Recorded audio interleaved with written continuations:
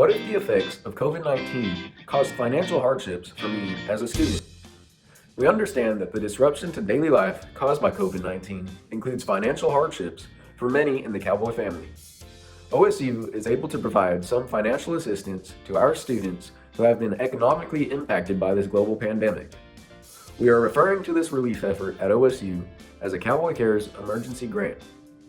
To access the Cowboy Cares Emergency Grant application, students must first log on to my.okstate.edu. Once logged on, click on the Student tab at the top of the homepage. On the right side of the Student page, under the Financial Aid section, click on the Cowboy Cares Emergency Grant application link to complete the form. Today I'm going to talk about what to do if you lost your summer internship due to COVID-19. You still want to find a way to build your resume this summer. So to do that, you can learn new programming languages that are going to be important for you in the future. You could take extra classes to get ahead, or find possible research or a part-time job to help boost your resume. You could also volunteer, work at a summer camp, or even reach out to other offers you may had and see if they still have any openings available. If you did have other offers given to you or those smaller companies, feel free to reach back out, as many employers will understand that students are losing their internships due to the virus. If you were going to graduate this fall or spring and this would have been your only internship, don't worry, you can still build your resume. By doing this during the summer, I would take some of those tips and tricks and put them to action, as well as in the fall get involved with some possible research and extra organizations to help build that resume as well. If my internship offer was rescinded for the summer, is it still worth looking for another internship? And the short answer to that is yes. The long answer to that is yes, because not everybody has rescinded their offers, and there are still companies posting internship offers. That hasn't changed from this semester. One way to look for those is through the job list that should be sent out through your academic advisor each week, and we at Career Services have narrowed down the open job, full-time, and internship positions on Higher OSU grads by major, which will help refine your search, or you can go to Higher OSU grads on your own and filter those positions based on whether you want to work in your hometown or not, what your major is, and what is available still at this point. Would it be acceptable to send a thank you email for the opportunity even though it was canceled due to the current circumstances? So I know this is probably something, well, hopefully not something that you guys are going through, but if you did have a job or an internship, that offer that was rescinded this summer, I think is definitely a good idea to send them an email and thank them for the opportunity, and just know that they are going through a hard time too with having to take offers back, and probably financially for the company as well. And it's just totally unprecedented times for all of us. But I think it would be a really good way to keep that contact open for the future. A lot of companies are temporarily not hiring or actually cutting down their number of employees. Is there a place to see a list of companies that are still hiring? And the answer is yes, which is really great for everyone.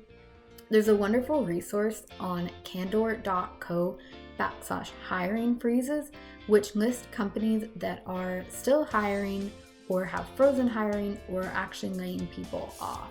And it is important to note that this is a crowdsourced website, so the information is not coming from the company itself, but rather from people who have information about it. So it might not be 100% accurate, but it is a really good place to get some valuable information about whether or not a company is hiring right now. I would also definitely recommend utilizing hiring sites.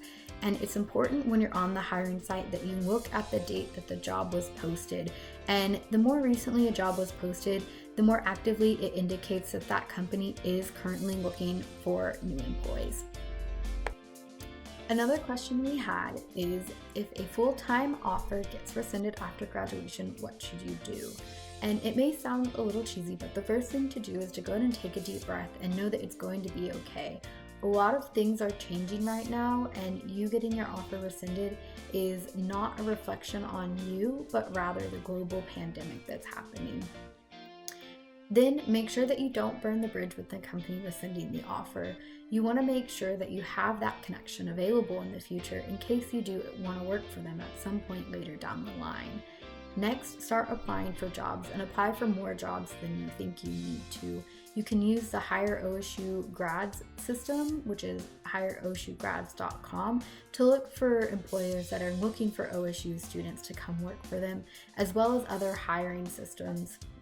Make sure that you have CEAT Career Services look over your resume so it can be in the best shape possible to give you the best chance possible of getting a job, as well as updating your LinkedIn profile. Those are all some great ways to try and respond to a rescinded offer.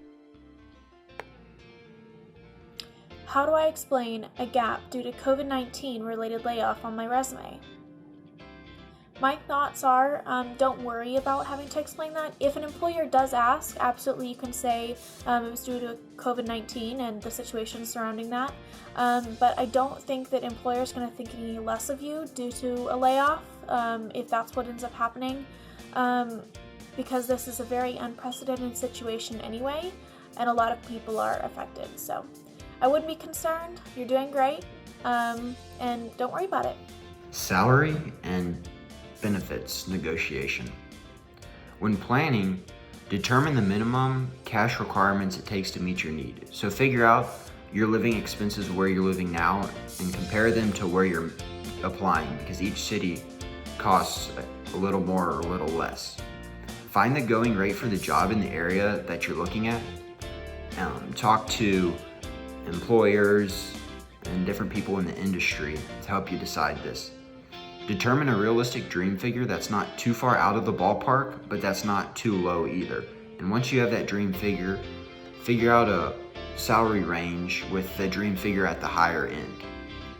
When beginning negotiations, avoid starting the discussion about your salary during your initial interview with the company.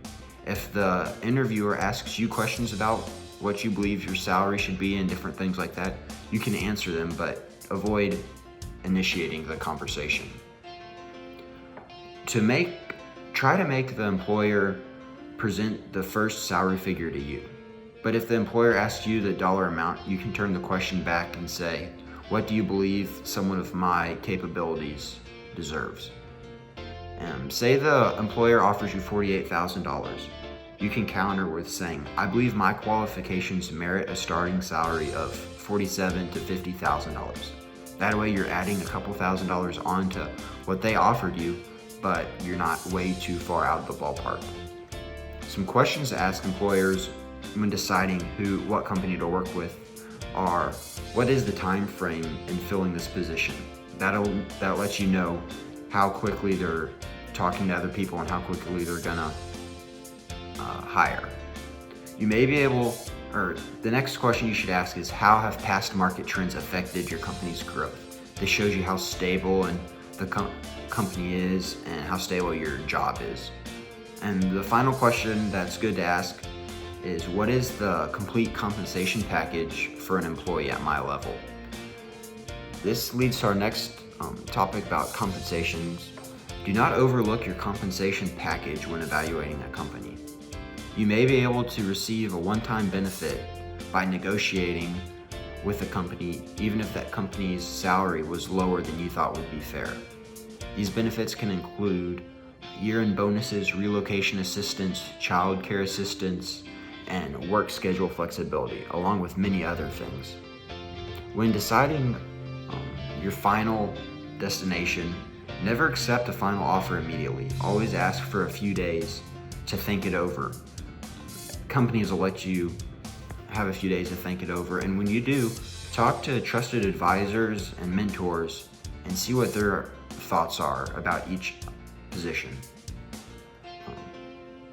After you've talked to these advisors, think about or compare what you think about the company and what they thought about the company using pro-cons lists or other tools that help you decide where you want to go.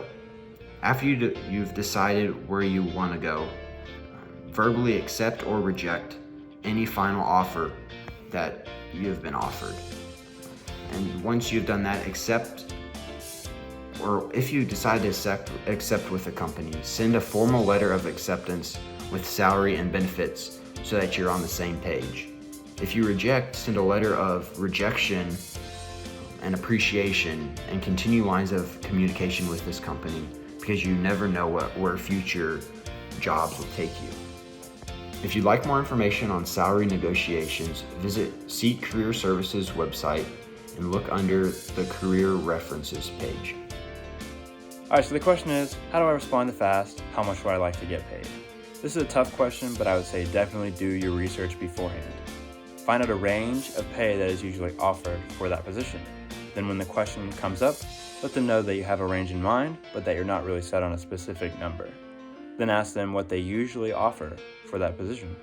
If they persist and need a number, give them that range. This way you don't shoot yourself in the foot by saying a number that's way too high or way too low. So the question I received for this information session is there any way I can find people that are moving to the same city as me and looking for a roommate? That's a really good question. I don't think that OSU has the resources that we would hope they would have to make this pairing system possible.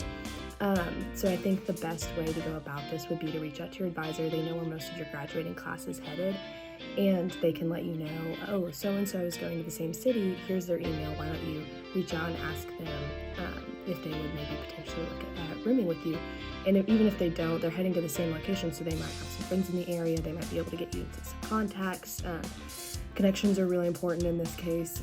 Reaching out to any networks that you have. If you want to post on Facebook, I think that would be a great resource. Maybe LinkedIn, let them know you're super excited to start your position and you're moving to the city, but you don't really know a whole lot of people. And so that's a great way to go about it. And even contacting just the company that you're working for. If it's an internship or even a full-time position, the HR reps kind of know who's moving from out of town, and they can give you their email and their contact information.